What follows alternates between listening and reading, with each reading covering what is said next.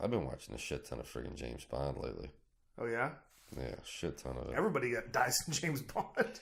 I love. If you yeah. hold on, here's the rule. You know me, I love James Bond. If you are a female and you're in James Bond, your odds of surviving are about 30%. You're right. They're like the unknown crew member on any Star Trek episode. You know they're going to be the ones that get killed by the aliens. If you're a female in James Bond, you're basically a red shirt in Star Trek version 1. Totally. I mean, I think case in point is Teresa Bond, right? His wife. You know, Bond was married twice in movies. The first one was You Only Live Twice, and that was just a mock ceremony, that Japanese wedding ceremony. But then that wasn't official, though. No, that's what I mean. So it wasn't really Bond getting married. It was, it was in character. So the real wedding where he gets married is with George Lazenby. George Lazenby, right? Now that's Her Majesty's Secret Service. Her Majesty's Secret Service, 1969 movie. He was the replacement for Connery when Connery decided, I'm not going to take any more shit from Albert Broccoli and Harry Saltzman. Yeah, mainly Harry Saltzman. Yeah, so he left. All of a sudden, Lazenby, in one of the boldest moves in history, just buys one of Sean Connery's old suits, marches into Saltzman's office, past the secretary. Goes to Connery's barber. Totally makes himself up like James Bond, and like sprints past the secretary so she can't catch him, and right into Harry Saltzman's office, says, I hear you're looking for James Bond. I mean, all-time classic story. I heard you're looking for James Bond, and I'm here or something. He's in your office. And he got the part. He had no acting. And never acted a day in his life. No, he was a male model, but he bullshitted his way through, saying he had acted in foreign movies, which was back then was code for porn. Yeah. Or gay porn. Yeah, well, apparently they were worried about that. Saltzman and Broccoli were worried about that so much so that they, because he was a male model, they thought he might have been gay. And they sent women to seduce him. To go. That's like the greatest homophobic story ever. It really is, and it kind of it's sad and funny at the same time. But at the same time, it's not to be unexpected from something like James Bond. No. And this is why I think you can't. I mean, they made James Bond such a sexist, misogynist, male chauvinist. Yeah, James Bond. I love that James Bond. The character of James Bond, or the person womanizer who plays James Bond, could not have been gay. He was a cad. I want to do a full-on James Bond episode at one point because I'm down. I want to, I have one requirement. Yeah. I want martinis shaken, not Martinis, stirred. okay. Sitting right there. I'm gonna have to get some martini glasses for the James Bond episode. But I will take an Uber here. I want to, right? I want to see who and maybe get some interaction from people too. What are their favorite Bond movies? Because I know a lot of people don't like Roger Moore. I love Roger Moore. I thought Roger Moore might have been the best Bond ever, and I love Sean Connery too. But they, and each in their own way, are great. Let me just say, Roger was funnier, I think. There was he brought more of a sense of humor to it. And I'm a Bond traditionalist. Yeah. And I love Daniel Craig. So for me, it's Daniel Craig and Sean Connery, pretty much 1 and 2. Everyone else is below them. I think Craig's too serious. I surprisingly liked George Lazenby. I thought he was, I have always said On Her Majesty's Secret Service is one of the most underrated Bonds ever. Really is underrated, but it's also kind of weird too. He gets married, and they don't tell you the backstory of why. Like when he first runs into this woman, she's throwing herself in the ocean in the beginning. And there is a backstory. The backstory is like her kid died of spinal meningitis and something. Yeah. She wants to kill herself. I mean, really, something that wouldn't happen nowadays. In a Bond movie, it's like some really deep shit. And then the absolute worst part of the movie, or the saddest part of the movie, is the end. Yeah, they're driving away from their wedding, heading towards their honeymoon, but the bad guy's never far behind, and boom, Spectre. They just take her out, take out Teresa Bond, a bullet between the eyes, that thing. And then the saddest lines ever spoken by Bond: "She's okay, really. She's just resting." Holy crap! I mean, yeah. What I find interesting, though, is that it wasn't until For Your Eyes Only in the very beginning when they actually show Roger Moore at the grave of Teresa Bond. Yeah. And this is just before he actually kills Spectre. Yeah. Right? Which is a great way to start, a movie. But yeah, I think when we do, and one of the few times they actually carried one storyline over to the next one. Yeah. Well, that's another great thing about the old Bond movies. You know, whatever. The old Bond movies I love because if you watch them to the very end, in the last end of the credits, it says, you know, like Goldfinger is over with, but, you know, James Bond will be back with You Only Live Twice. Yeah. You know, they set you up for what the next book was, the next story was coming. And I mean, really, and with Bond, the repeat of characters was Felix Leiter. Yeah. And Q. Well, yeah, and Q and M. Moneypenny. And that was about it. Like Jaws got 2 movies. Jaws, and then wasn't a woman in 2?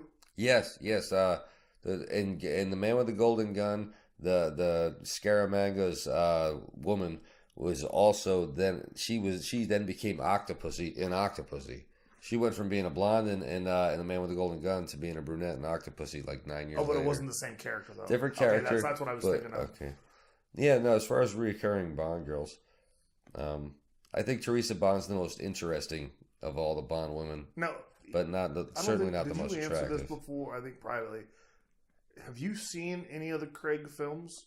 Yeah, Casino Royale, and I'm not sure if I saw another one after that one. Because there's Quantum of Solace, and then Skyfall, and then Spectre. I may or may not have. Honestly, I was kind of disgusted with Casino Royale because of the romance with James Bond had, and the whole,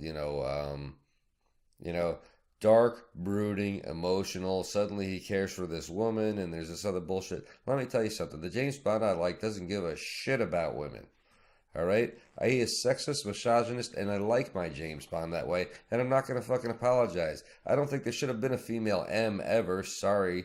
And... Oh, but it's Dame Judi Dench. Whatever, Judi Dench, No, it should have been a male M. It should always and forever be a male M. And as far as James Bond goes, lighten the fuck up, Craig. Have some fun with the goddamn part a little bit. And stop falling. This whole I'm doing it for vengeance because of a woman. All this other shit. Listen, James Bond, especially Roger Moore, knew how to have fun before, after, during the mission, while he was on duty. Whatever, he could fit it in, have a good time, and never have a problem with it at all. I mean, without getting emotionally attached. Because who needs entanglements? Well, he's a man on a mission. He doesn't have time for this bullshit. You know what I love? The beginning of The Spy Who Loved Me, 1977, when he leaves that beautiful Russian girl because he gets the little thing coming out of his watch, and he's dressed up in that stupid banana suit, but as he's heading out the door, she goes, "But James, I need you. And he goes, so does England. Just like that. That's James Bond. You can have me for a little while, sweetheart, but England owns me. I belong to England. That's James Bond. I don't want, a romantic or a revenge-seeking, brooding James Bond. That's why Timothy Dalton didn't work. There's nothing wrong with his movies. In fact, that one is like the goriest ever, where they make the guy's head explode in the chamber. Yeah. Some really rough shit. But for some reason, it's like it didn't. Yeah. Well, I also feel like he did follow Roger Moore. And he followed Roger Moore pretty quickly. Yeah. So it's like, there wasn't that, like, with, like, Daniel. Yeah. There was, 5 years, I think, between Pierce and Daniel, or maybe 6. It was a good chunk of time. Yeah. Like, to the point, like, I remember when they were like, there's a new Bond. Yeah. My friends and I were like, who? Wait, what? Yeah. Really? Okay. I knew who he was because he was in that hostage movie. Yeah. I had seen him in some Russian thing called Archangel, I think, or something, where he was. Yeah, it's one of those things where I like Daniel Craig as an actor. Once I figured out who he was, I was like, okay, I know who that guy is. And then really, I think, and the first time you see him come out of the water and he's wearing the Sean Connery-esque swimsuit, it's like, okay, he gets it. Yeah, no, it's not a bad Bond. He's just not a lighthearted Bond, and I like a lighthearted Bond. But. And I've said this to you before privately, Lazenby, Dalton, and Craig have all played Bond the way Fleming wanted Bond. Yeah. Because that's how he was. To be fair, though, when George Fleming first met Sean Connery, he was totally against him playing the part. Fleming. when Ian Fleming met Sean Connery, he was totally against him playing the part. Right, because he didn't want a hunk or a muscle-bound guy. On top of that, he was an incredible snob, and Sean Connery was a working-class person. Yeah. And didn't have any of that. Which is funny because Sean Connery became an utter snob after playing Bond. Well, no, I heard he was the most down-to-earth person and stayed down-to-earth, what he thought. I've heard a lot of great things about him as a human being outside of the thing. But he did play a lot of kings, I'll give you that. Yeah. It's but I like a more lighthearted Bond. I like the fact that Roger Moore had fun with the part with Bond. I mean, it was always entertaining. I like the outrageous gimmicks. Yeah. I like the bad guys with the steel teeth and the right. I mean, that's what's fun. It truly is escapism for me. That gritty shit is a little bit too real. I hate to say it, but it's not the fantasy I want to live. Right. As far as all that shit goes. There's nothing wrong with Timothy Dalton, but I really think what held him back more than anything else in the United States was that everybody who's old enough to remember this shit knows that everybody was waiting for Pierce Brosnan to play Bond. Because Remington Steele was a hit in this, right. And even though they had supposedly canceled it and then picked it back up, and that's why he didn't get it, but that's who America wanted to see play Bond. And at the last minute, that damn show pulled him back, screwed up his deal, and I think almost out of resentment, the rest of us stupid Americans were like, we're not going to accept this guy. Yeah, because if you ever look at the film monies that Dalton's did, they did better globally than in the United States. They did globally better than Brosnan's first two. Really? But in the States, they killed. Yeah. So because people do, Dalton was a very famous actor in England. Well, no, he was on one of the soap opera type shows. Yeah, that in the 70s that. Actually was one of those weird things where Roger Moore was supposed to be on that show. Oh, really? And then he became Bond. Yeah. And Dalton got the role Roger Moore was supposed to take because he became Bond. I heard that Pierce Brosnan, it's true, Pierce Brosnan's first wife, the one who ended up dying of cancer, right? She was a Bond girl. She was in, I think it was... If it's not For Your Eyes Only, it's Octopussy. It's one of those two, I think. And she plays this Baroness type of regal. Mm-hmm. At first I don't really see it, but then they show her half naked, and you're like, wow, what a body she had. Beautiful woman. Anyways, that was Pierce's wife, and so he was on location, with her on that movie, and had said that people were joking that you're going to be the next Bond. Right.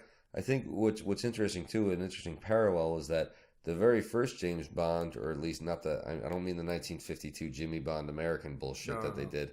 I mean, when they were looking for the first James Bond for Dr. No, they wanted Roger Moore, but he was in a contractual obligation for the show The Saint. Oh, was The Saint, right? And, and so he couldn't leave it. So that's almost the same. That is the same situation Pierce Brosnan was in, because let's face it, Roger Moore was more refined, and to a snob like Ian Fleming, Roger Moore. Fit his image more of than Sean Connery did. But to Ian Fleming's credit, afterwards, Ian Fleming admitted that he was wrong. He was wrong, and that he loved Connery and what he did with the part. Right. It's so much so that he even incorporated, in the writing, he made James Bond suddenly half Scottish or something like that. So he admitted when he was wrong, and obviously Sean Connery's the greatest Bond ever. I mean, he's the model. Right. Everybody thinks of James Bond, they think of Sean Connery. I think number two. And I think there's two. There's always the iconic moment, the very first time that Connery says, "My name's Bond, James Bond." And then there's also the secondary, which is him saying, "I want my martini shaken, not stirred." I love those lines. My favorite, though, is from Goldfinger when he's strapped to the table. And he goes, "Do you expect me to talk?" He's like, "No, Mr. Bond, I expect you to die." What was the one? The one with Brosnan and Denise Richards, and her name is Christmas Adams, I think. And he always says, "I always wanted to spend Christmas in Turkey," or being. God, it was one of those things, basically, "I'm in you" type things. And It was like, oh god, oh god. Yes. That's what's great about Bond is all the sexual innuendos. Oh. I mean, the further you go back, the more of them, and then the more rude they get. I saw Connery. I think it was, if it wasn't Goldfinger, it might have been Dr. No. One of these ones. In the hotel, when he smacks the girl. It was Goldfinger because it was Pussy Galore. Yeah. Asked him whether he preferred blondes or brunettes, and he said, "Well, as long as the curtains match the drapes." He said collars and cuffs. But I had never heard that expression. I'd heard curtains and drapes, but never heard collars. He said as long as the collars match the cuffs type thing. Yep. And total sexual innuendo. Nobody does it better. If you listen to the lyrics of that, Carly Simon didn't write that song. That song was written for Bond, and it's the only Bond theme song that's written about Bond. Every other, no, no, that's where Skyfall is. If you actually listen to the words of Skyfall, who sang that? Adele. Oh, all right. It fucks the movie up. Yeah, because you figure just from the song, it ruined it. Like, it's also one of those Bond movies that when you watch the open, it fucking ruins it for you. Because if it was like the third time I watched it, and I was sitting there like, oh man, the open's really cool, and then I realized that there was a grave for M, and I was like, oh shit, I never noticed that. Like I said, I like the more lighthearted shit.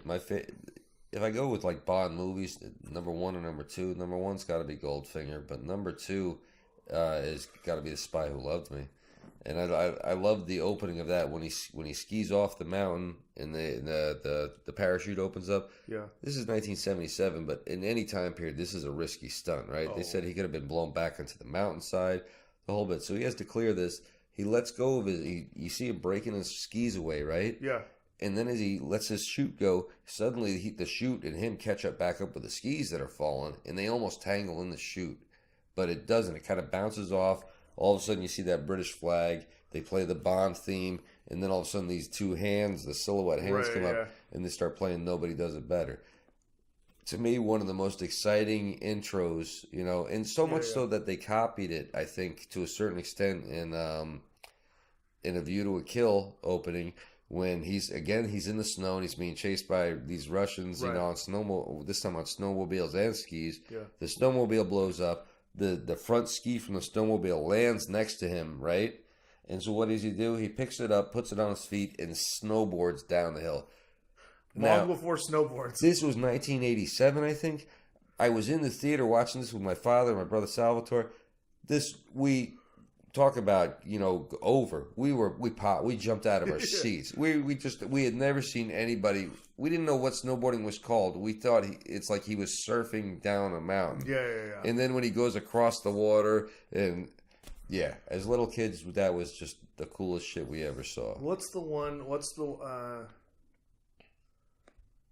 It's Brosnan. It's not when he's kite surfing the tsunami. That's so fake looking. No.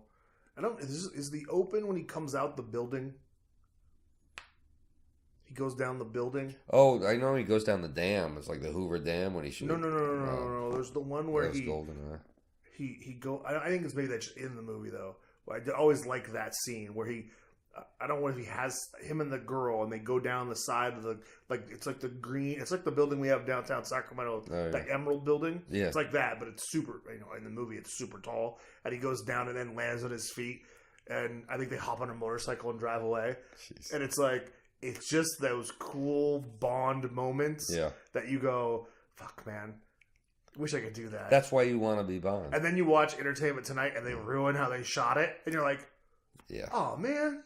You know what I love is back to I think it's the beginning of Goldfinger, where he comes out of he's got the pelican on his head or the seagull on his head. Oh yeah, and he's in the wetsuit. Yeah, and he steps out of the water. This is one of the, like you said, when he says his name or when the martini thing. This is one of the all-time classic moments. He peels off the wetsuit, and there's the white socks underneath the wetsuit, perfectly pressed still. And he just. Awesome. As a little kid, that was just the coolest shit ever. James Bond. James Bond. When the girl tries to, she's making out with her, and all of a sudden he sees in her retina, in her eye, he sees the reflection of the guy coming up behind them. Oh, and, yeah. They fight, and he throws him in the bathtub with that heater. It's positively shocking. Yeah, all the little quirky Bond things. If you watch, was it For Your Eyes Only? What's the one with?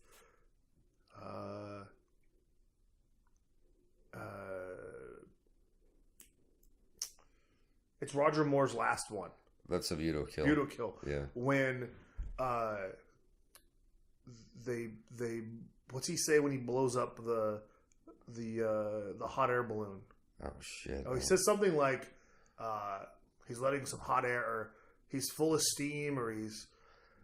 It was very like tongue in cheek. Yeah, but then it's like what's her name just slowly just goes down on it. Yeah, Grace Jones. No. The other one. Oh, the blonde. Yeah. Oh yeah, she was gorgeous. Doesn't she play like the mom in that set? One of the moms in that '70s show. I never watched that show, so I don't know. It was a good show. I just know that's where Ashton and what's her face are from. She was beautiful. I can't think of her name right now. That's but yeah, as you can see, we're both Bond geeks, and we're gonna. This might be a Bond episode now, right? We might have our prequel to the Bond episodes. All right, quick question: what's your best Bond theme ever? Top 3. Okay, top 3. Skyfall is one because I love Adele. Goldfinger. Okay. Because of that. Shirley Bassey.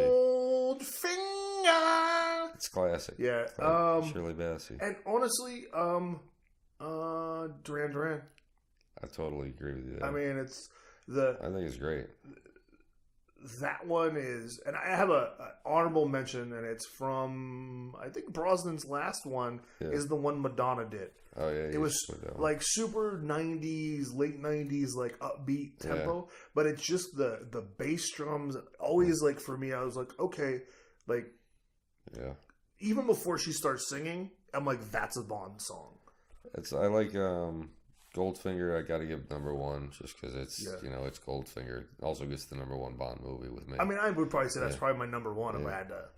For number 2, I think View to a Kill with the Duran Duran one. It's epic, and it's big, and it had John Barry worked together with it. Man. So in a way, it was like one of the last real heavy hitter Bond themes. So yeah, I go Goldfinger, View to a Kill. I like You Only Live Twice. Nancy Sinatra sang it, but it's just got a beautiful string thing going on with it. Really cool. Number 4, The Spy Who Loved Me. Carly Simon sings it, and it just...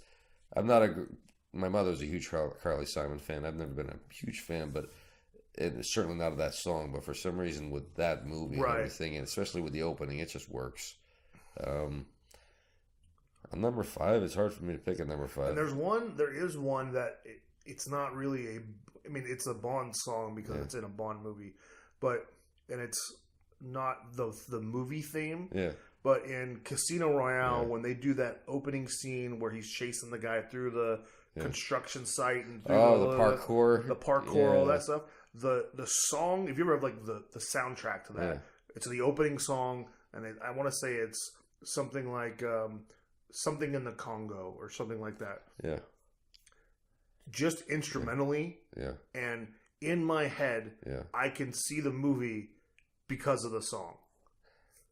Live and Let Die. I got to give number 5. Yeah. Can't forget Live and Let Die.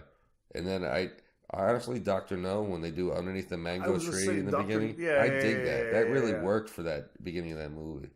However, that was the good thing too. I think with Bond, they always paired the right music the right with the movie and the genre the movie was shot in. Yeah.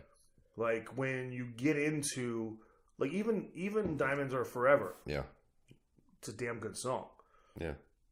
That's another great and one. It then fits that early 1970s style of what was being on the radio, because I always tried to get... So did the dress, too. Like, Jill St. John looks fantastic in that movie. Right. I love the fact that James Bond... And then you can go... That was, 71? You can go to 73, where Roger Moore's suddenly in Live and Let Die. Mm-hmm. And The lapels are a little bit wider. A little bigger. Yeah, a little bit bigger. The sideburns are a little longer, yeah, thicker. Right. And then of course he goes into Harlem, right? So I think of all the Bond movies that Live and Let Die had the most African American, most black actors in it, right? So much so that if you read the credits, they do special thanks for the black actors and black stuntman union and things like that. Okay. Oh yeah, it's a huge black cast for that one. So when they go into to Harlem, you know, when he first gets off the plane and he's talking to Felix on the phone, and all of a sudden his driver gets shot, and they show these big Cadillacs that are all pimped out, and I mean they are pimped out Cadillacs from 72, 73. Yeah. That's the style, kids. So all you millennials that want to go back and pick apart these Bond movies that are early Bond movies, that's what people wore. That is how people spoke. Mm-hmm. That is what the names people were calling each other. You know, take this honky outside and shoot him. You know, Jive turkey. That type of thing. You know, it was at names of Tombstone, sucker. That type of.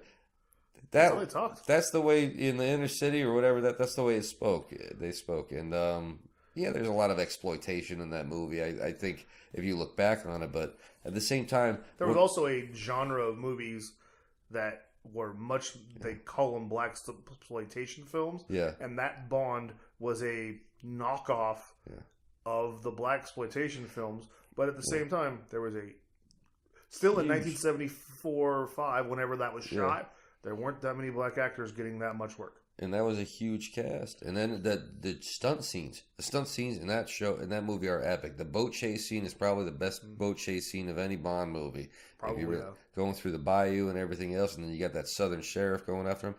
It works. And what else with that movie is the alligator, the crocodile walk. Runs across the alligator. He runs across the back of 3 crocs. Yeah. It took the guy who did it was actually the owner of the croc farm where they shot this at, and it took him 5 takes. And they actually have on YouTube, you can watch all 5 takes of I think the guy's name was Ross Kananga, which is kind of funny because I think that's also the name of one of the bad guys, the black guy who was the boss. I think maybe. I don't know whether they just used his name for that or what, but it sounds eerily familiar. Anyways, he runs across 3 crocodiles, not alligators, crocs, and they're actual crocodiles. Yeah, does it 5 times. 2 of the takes, I think he falls down in between them. So, but this is how bad Hollywood was in 73. They had these animals' paws tied down underneath the water. So they couldn't move. So they could still snap. In fact, the last run, the croc got his heel. Luckily it didn't look like it got him bad, but it totally had his heel. And Roger Moore had a sixth sense of humor. While they were outfitting him for that part, he's like standing in the middle of that rock in that pond. He suggested that he wear alligator shoes.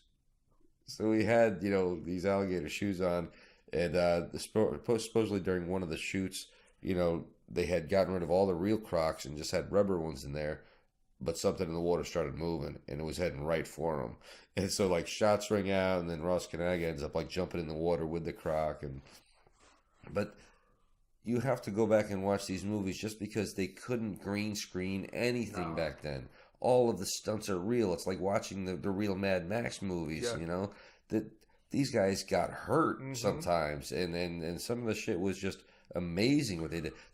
Even you go to fast forward to Dalton and Craig. Yeah, Dalton and Craig, which eerily in their first Bond films blew their shoulders out. And there was the delay in movies because they had to have heel surgeries. And then, like Craig has said, I never had surgery in my life until I took the Bond role. Wow. And he said that was because he blew his ACL out, he blew his shoulder out. He had in Quantum of Solace, he got knocked out. Something when they did, blowing shit up, came down and hit him in the head, and they were like, he was done. Wow. Yeah, it's going a little bit much. Yeah, but he wanted to do his own stunts because a lot of the times the old guys did their stunts. Yeah, to an extent. Yeah. Roger Moore didn't walk across those people's backs, their crocodiles' backs. Pierce did a lot of his stunts too. I admire, an actor for trying that. But at the same time, I think, a good actor knows when to use a stunt man. There's a reason. There's a reason guys like The Rock have their own stunt man. Exactly. It's and these stuntmen live for their moments. So in a way, you're taking away somebody's job when you decide to be so macho that you're going to do your own stunts. Well, I think there's only so much you can do because I know that. Yeah. Like even going to the show Hawaii 5-0, his name's Alex McLaughlin, who plays the Steve McGarrett. Yeah. Like the first 5 years of that show, he was doing all his own stunts, and then got addicted to pills and had to go into rehab because he was taking so many pills. Because he was taking a beating at work. At work, and they had to tell him, okay, you're not. No, that's not working smart. No. I think if anybody, you take a cue for a lesson from an old master. Burt Reynolds knew when to use Hal Needham. Yeah. For stunts. And if Hal Needham couldn't do it, Hal Needham knew who to use for that stunt. And so if you go back on any Burt Reynolds movie, he always looked great. Because he didn't do anything. Well, and he would do some things. He started off as a stuntman, but it got to the point where he was too valuable, and so that the companies wouldn't insure him to do his stunts. Mm-hmm. So he also loved the stuntman because he came from the stuntman union, right? And so he knew that he was giving guys a job, that he was making these guys career by letting them have their moment in the sun and be the stuntman that'll do it. Although I did hear something where he made some remark that he did some stunt that Hal had actually done. I don't know if, now that I'm really thinking about it, I don't know. Well, I'll forgive you that one, Bert, just because I love you so much. Yeah. But one of the greats. I feel like too is that you have these guys who have these 50-year Hollywood careers. Yeah. They're probably gonna forget what stunt they did. Or their memory starts to. Yeah. I mean, let's face it. I don't think I've ever seen a picture of Burt Reynolds not on set where he didn't have a Collins glass in his hand full of whiskey. Right. So one of the all-time greats. It's one of the sad things about growing older is that all the people that I loved and watched, like Sean Connery and Roger Moore and Burt Reynolds. Well, they're all either. So the thing about Connery, right? Yeah.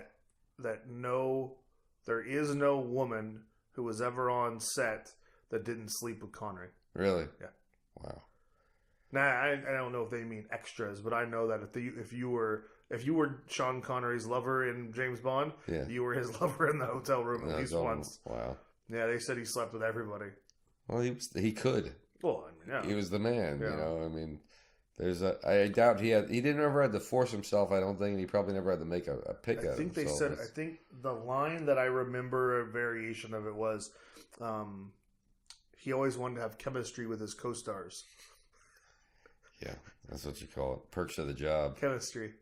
I thought one of the funniest parts of the Indiana Jones movie he did was The Last Crusade. Yeah. Yeah, is when he's telling when they're going to shoot the blonde, right? The Nazis are going to shoot the blonde. Yeah. And he says, "Go ahead and shoot her. She's one of them," that kind of thing. Yeah.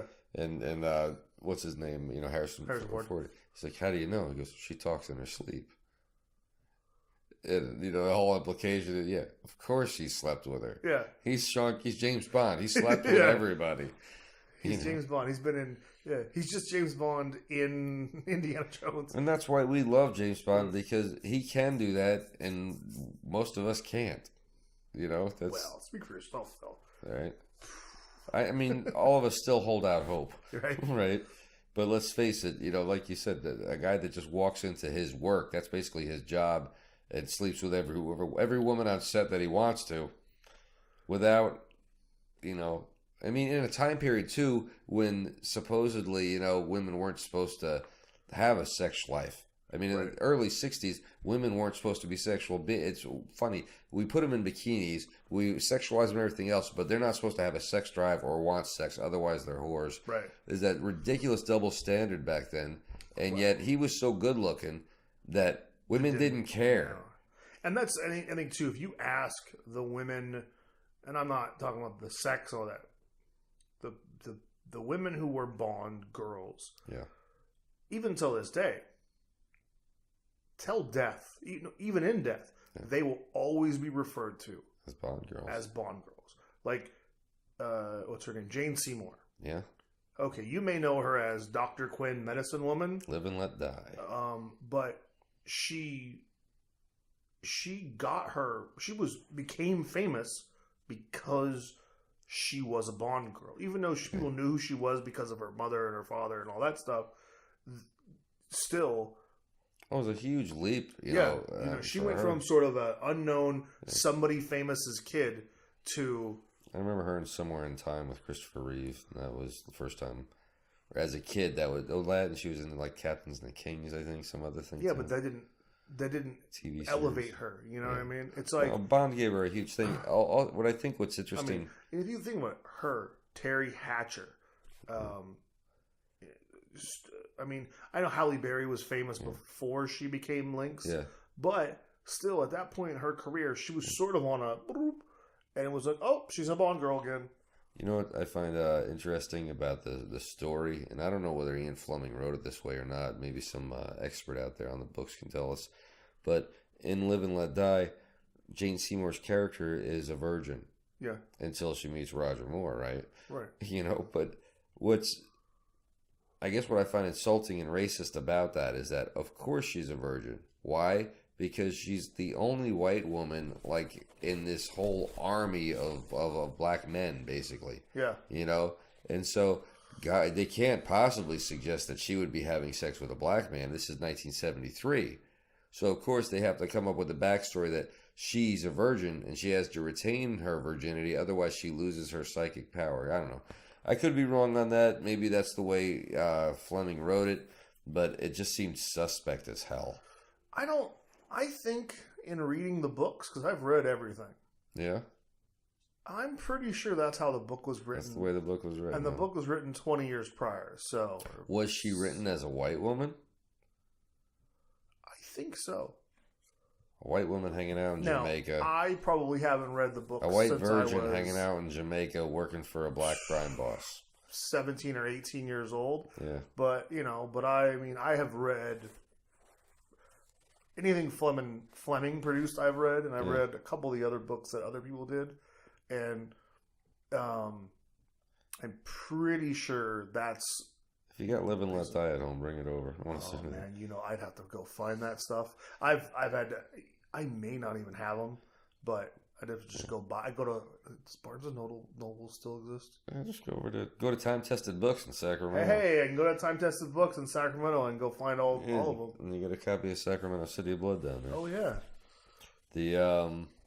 yeah. So we've talked a lot about Bond. We ranked our favorite Bond songs. What do you think was the cheesiest Bond villains? Top two. Remember difference between villains and henchmen. Villains are the bosses. The henchmen work for them. I'm gonna have to go with the man with the golden gun. Yep. And probably either. Sorry, Christopher Lee. Dr. No. No. What's his name? Donkashane. Telly Savalas. Oh, Wayne Newton. Wayne Newton. Yeah, that was a Dalton one. It was a Dalton. Yeah, that's. I thought Wayne Newton played a good villain in that Andrew Dice Clay movie, Ford Fairlane, The Adventures of Ford Fairlane. He played the bad guy in that. But I don't know. I didn't know who he was at that point in my life because why would I? Yeah. And I just was like, I don't know. And now knowing who he is, it's like, I think Dr. No, it's the racist makeup with the eyes and the stupid iron hand thing where he can't grab on at the end. I don't know. Just like he wasn't selling it for me. Like Goldfinger. I feel like, but see, here's the thing with Dr. No. Yeah. I feel like Dr. No is like Connery is Bond. He is the original villain, so you sort of get a pass. Yeah, you're giving him a big pass because he was a stiff in that. It's he didn't loosen up at all. Telly Savalas was an underrated Bond villain. I thought he was pretty damn good, even though the plot of the Fembots was a little bit kind of. But again, that whole movie I think is underrated. Yeah. Hold on, you know what? The guy from Moonraker might be overrated. I didn't care for him as a Bond villain, and although I liked Jaws as a henchman.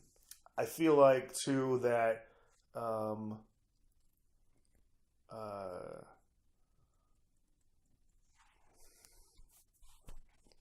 I'm trying to blank on names.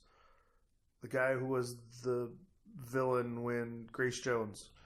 Oh, what the hell? It's Christopher Walken. Christopher Walken Played Zorin. More power. I feel like that was just Christopher Walken being like, I want to be in a Bond film, and I'm going to be Christopher Walken. But I mean, like Roger Moore didn't try to be James Bond. Roger Moore was just Roger Moore. So it's to be fair, Christopher Walken is one of those actors that can do that. It's the blonde hair helped. Yeah, I don't know. It just wasn't my favorite Bond movie. I like Grace Jones as the henchman, though. Well, yeah, but that's Grace Jones. That's a whole different. We could do a whole Bond girl woman. My top 3 henchmen, just henchmen. Odd Job, right? I mean, how can you beat Odd Job?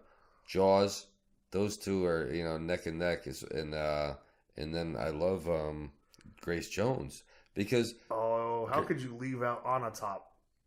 Oh yeah, you're right. God, yeah, Famke Janssen. So Famke Janssen might be the most beautiful Bond woman ever. I mean, that's a real tough one right there. It's like, who is the prettiest Bond woman? Because Ursula Andress started it all, and she was drop dead gorgeous. Oh yeah. But I agree with Famke Janssen, but I will always have a thing for Halle Berry. Yeah, how can you not? Especially in that one movie. It was. I liked Pussy Galore. With her, I'm not going to put him in the top 5 category or anything like that.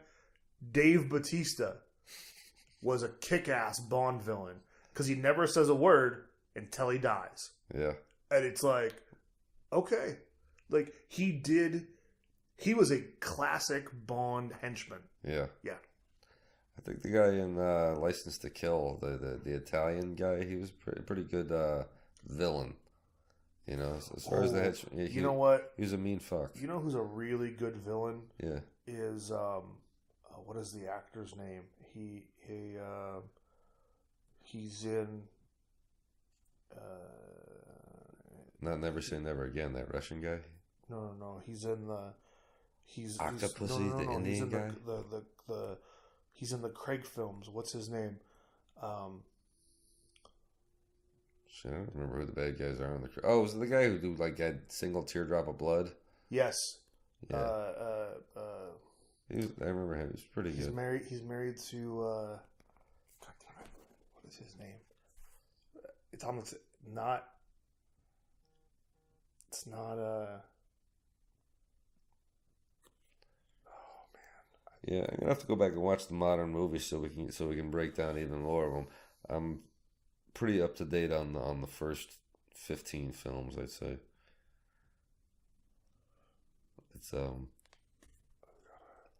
with the Golden Gun was probably the worst Bond villain and probably the worst Bond song, maybe even, but it might have been the most beautiful Bond location ever filmed.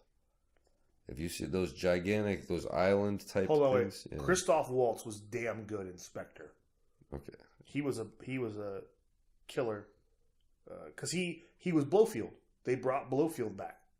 Okay. Blofeld was the one from Her Majesty's Secret Service, right? I don't. That's the great thing about Bond movies. Javier Bardem. Jesus, he's a creepy fuck, huh? And by the way, when we're talking about Bond girls, because Daniel Craig probably has the hottest Moneypenny, Naomi Harris. Yeah. There's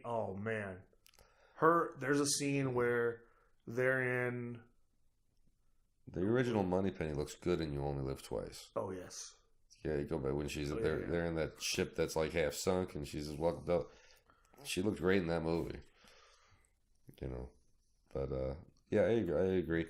There's been a lot of beauties. Even the Timothy Dalton one that I watched with License to Kill. There was the drug lord's girl. She was like Colombian or something, She was smoking hot, but then Well, there which was one? the agent that was working with him. That other, and she was Well, that's the Terry Hatcher one, right? No, Terry Hatcher wasn't in that one. What's she in? Maybe probably the one after that, or maybe wasn't she one with what's his name? I can't remember. With or was she with Brosnan? Brosnan. Yeah, I think she was in the one with Brosnan. That's my one thing. I do still get a little confused. To be honest with you, I get between I was excited Brosnan. when she's in Tomorrow Never Dies. I was excited when the Brosnan movies first came out because we had been waiting so long for him to take that part. However, in retrospect, at the time it worked, but in retrospect, you looked at that and it's like, oh, it's a BMW Z3, but nobody had seen a BMW Z3 before, so And then, On a Top definitely, made the movie for me. That totally made the movie. But I don't know. They still don't have the magic for me of the Roger Moore ones or the Connery ones.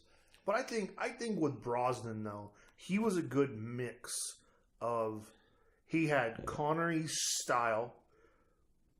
I think it wasn't his fault at all. I think the fact is that the locations they chose to film at. Well, they also picked really hard places to shoot. Yeah, they were. Well, then they were dreary looking. A lot of them, Well, that's what I'm saying. I think with Brosnan, he had Connery's style. He had a little bit of Roger Moore's comedic things he would say and timing, and then he had the action side of it's 1990, we want to compete with Bruce Willis and those type movies, so you have to have all this action. Yeah. But we still want you to be a lover of many women and this and that. So is that good? This and that. And it was also really with Brosnan, I don't remember it happening any other time, was they talked about other double O's. Oh no, they did in Octopussy, the two Russian brother knife throwers when they're hunting down James Bond and he finally is about to kill the second one. The other one thinks he's about to kill James Bond. He goes, "This is for my brother," and James Bond, of course, kills him instead. He goes, "That's for 006," So it's because that's in what Live and Let Die, Tomorrow Never Dies is that GoldenEye when. Oh, GoldenEye when 006, right? Yeah, probably. Is he 06 or is he 008? Might have been 008.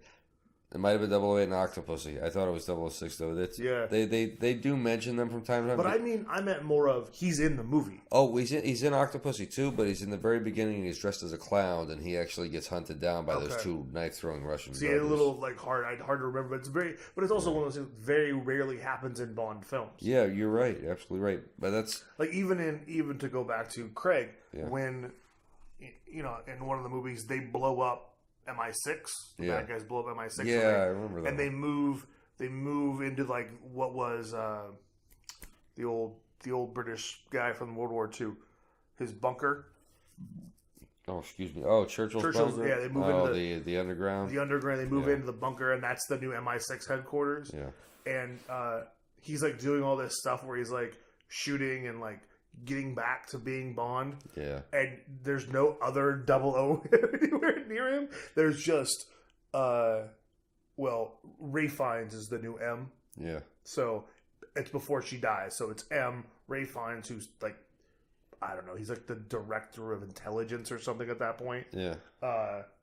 Moneypenny and Craig or Bond, and then Q. And that's really all you really see. But I was for this being MI6 headquarters, there's not very many 00s around. No, right? Well, and to be fair, they should all be out. Yeah. You never saw a lot of them. It was always just Roger Moore or whatever. And I do like the fact they have the guy they have play Felix Leiter now. Oh, the newest Leiter. Yeah. I was just watching License to Kill, and they had Felix Leiter in that one. Had been a Felix Leiter for years in the past. Yeah, he wasn't the original one from Dr. No, but he was maybe I think 3 movies in. Probably. And because he's the only one that played him twice, 2 separate times. Yeah. And this guy's been in. I think he's only been in 2 of the Craig movies. Yeah. So I love the fact that they have their recurring characters and everything else.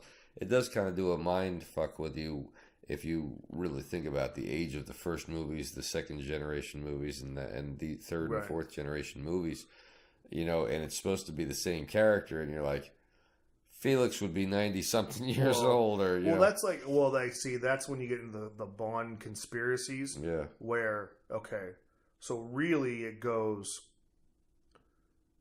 Her Majesty's Secret Service. No, Craig is the first four. It's supposed to be. It's supposed to be the first four. Yeah.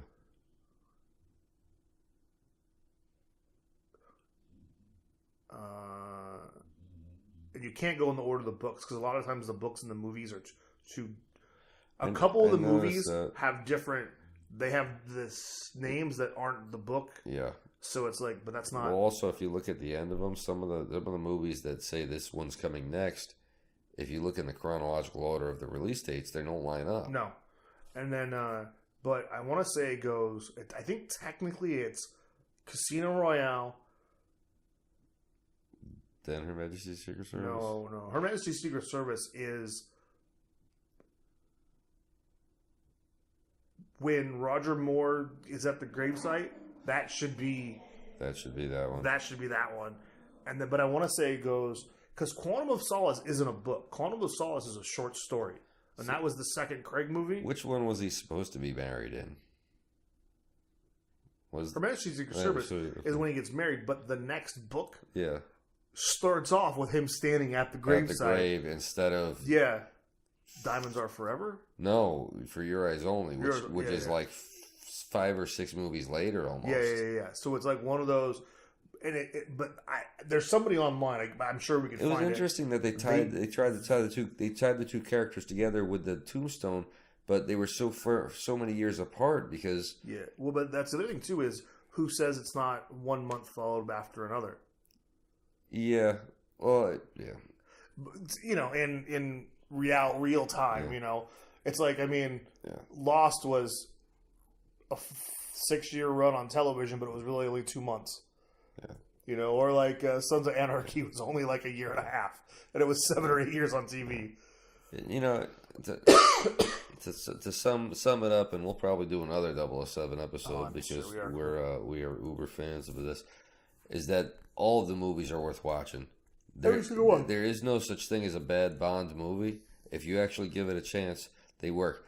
And I will say this, and if you want to be super nerdy about it, there is somebody online, because I've seen it, they put every single movie in order of how you should watch them. The way they should be watched. And it apparently makes a lot of sense. And they're done 50 years, 60 years apart. It just all works out. That's great, but if you like watching them and they're in the order of their release dates, it's still great. They totally works. And what I love about that is the styles change in the years that they're supposed to, and so it looks like 1977 with The Spy Who Loved Me. They're dressed right. There's that those crochet caps the girls wore back then with the long hair. Well, that's what I've seen pictures. Yeah, that's what Barbara Bach's wearing. And then I was only 2 then. Yes, God, I don't think I was much older. You were what, 5? 5 maybe. Yeah. But still, I mean, it's that they played these movies on HBO for 10 years afterwards, and every time anything with 007 dude, came I can on, remember when TBS owned the rights to the movies, and they would play like next weekend there'll be a Bond marathon. And I wouldn't sleep for an entire weekend. Because I'd watch 15, or at that point it was probably 12 Bonds or 13 Bonds. If it was my dad or my grandfather home, we'd order pizza. My Uncle Craig. We'd have snacks. What do you call it? It was a whole event. He lived in the mother-in-law house. My Uncle Jeff used to claim that he taught James Bond how to ski, And that I'm thinking of the time period, I'm like, that had to be right around what the hell was that one? For Your Eyes Only. Oh yeah. For Your Eyes Only, but by the way, just for Bond girls, you watch the French model, that long black hair in that is pretty smoking hot in that movie. Then don't look up Bond girls 30 years later because it doesn't hold up. No, I think the one that's from Spectre is super hot. That's not that long ago. Yeah. No, I'm saying though. Yeah, I'm just saying. I was making the mistake of looking up somebody who was a model in 1980 to today. Oh, yeah. And there's just no. It's unfair. Nobody can. I mean, 40 years later can look as fantastic as they looked when they were like 18 or 19 or 23. Yeah, you can't look at their photos now. You have to look at their photos then. Yeah, absolutely. Well, and I think what's funny about For Your Eyes Only is For Your Eyes Only might have been the only movie where James Bond turns a girl down who wants to have sex with him. And it's the young female figure skater who's trying out for the Olympics, and she just goes like absolutely gaga over Roger Moore. She looks like she's like 18 years old. He's so young that even Roger Moore... And he's like, I'm 58 at this point. Roger Moore he was legitimately at least in his mid-40s by the time this was he going, was right? 45 when he took the role. Jesus. So, I mean, yes. And he looked way too old. So when Roger Moore got really gray... Yeah. That's when I guess he probably knew it's time to hang it up. Well, he stepped down after, 87, which to be honest with you, if you look at the women that he was sleeping with... Probably about 5 years too late. Might have been. However, to Sir Roger's credit, he jumped in the sack and took one for the team with Grace Jones. That is a Captain Kirk move, if there was ever a Captain Kirk move, and so that's why Roger Moore was married to Grace Jones? Married to Grace Jones? Yeah. Shit, if I know anybody who was. Was it Stallone? No, he was married to Brigitte Nielsen, that tall blonde. Yeah, that's right. Almost as frightening, but sorry, Grace. Grace Jones looked to me like the type of woman who could beat the shit out of almost any guy I know. I mean, really, more than the average Joe. She looked like she could just whoop ass. And so her as a henchman, it worked. You bought it. I'm gonna see who was married to Grace Jones, because I don't know, Mr. Jones. Let's see. Drum roll. She's been married to the same guy since 1996, and I'm not even gonna try to say his name. Okay. Altila Altanbe. Wow. Tall guy. Must be a tall guy, huh? I don't know. They've been married since 1996, and does not say they are. She's a tall. Divorced. But I think that's what I got confused was he was married to Brigitte Nielsen, not Grace Jones. Okay. Which Brigitte would have made a good Bond villain. She was the villain in what, Rocky 3? Well, yeah. I mean, or was it Rocky 4? That's 4, because that's 3 is with Hogan and Mr. T. Oh yeah. So you're right. Number 4 with Dolph Lundgren. Yeah. Dolph Lundgren. Yeah. We'll have to do a whole thing on Rocky Geek Out movies too. But Bonds have always been my favorite. James Bond. Yeah, just because they're fun. I like the wacky crap from the 70s. I still think they're one of the. I like it all. I don't care. There's a Bond film I'll watch. If it's on, I'll watch. Netflix has had almost all of them on there, and I even watched the Timothy Dalton ones. There's nothing wrong with those ones. For some reason, it's it just didn't seem to work for them. But I really think that was all right. So here's a question, Bond. Thunderball. Never Say Never Again.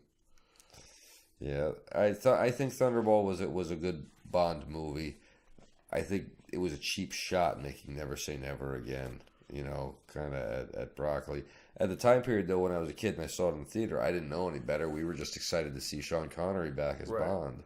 So we watched it, and I have to admit the set and everything, like that underwater footage and all that, really beautiful. And or the game with the where you feel the pain, of the nuclear missile, that type of thing. It was pretty cool. As a kid, we popped for it. I knowing what I know now, I can't stand the fact that somebody else was able to hold the Bond franchise for ransom, literally till he died. Yeah, so that wasn't cool about those films, and I think it was kind of desperate in a sense because all he could ever do was make the same movie. It's not like he could make another Bond film. No, he had to keep remaking Thunderball. Yeah. And so Thunderball is the only Bond film ever made twice. Thunderball and Never Say Never Again are essentially the same film. Yep. And that's why Connery's, guess it would be a 7th attempt at Bond. Does not count. Because it's the same movie. Well, and it's also not a... Because it's not a broccoli production. It doesn't count. So it's just like how the guy played Jimmy Bond in... then 1952 or 53. In the TV movie. But he's like a New York detective. He's an American guy. He's a New York detective. Yeah. It's like, no. Just ridiculous. So... All right, we got to wrap this thing up and stop chatting about Bond. Right. But we will come back. We've talked more about this than we did the other subjects. Yeah. So this episode is over, but James Bond will return in a future episode, and we'll get even more geeky about it. We'll have martinis shaken, not stirred. Yep. Wait, does that mean we have to get tuxedos? Shit, man. We could always just buy some waiter uniforms. Some of that white tuxedo thing. To me, I always thought the white tuxedo looked like a waiter's uniform a little bit. Does that mean we need some Bond girls to be here with us, Phil? Yeah. I definitely think we should spice up the set. Hey, if you would like to be a Bond girl with our next Bond episode, hit me up. Sure. At Alexis Zarevko on Twitter and Instagram. Yeah. Funky, anytime you want. Oh, yeah. Famke Janssen, anytime. Anytime. The door is always open. Hello, everybody. This is Phil DeSaro. And I'm Alexis Zarevko. And this is the Cities of Blood podcast. And we need you to subscribe and hit the bell notification so you can know about all of our content. And if you're fascinated with serial killers, conspiracies, crimes of all sorts, then this is the channel for you.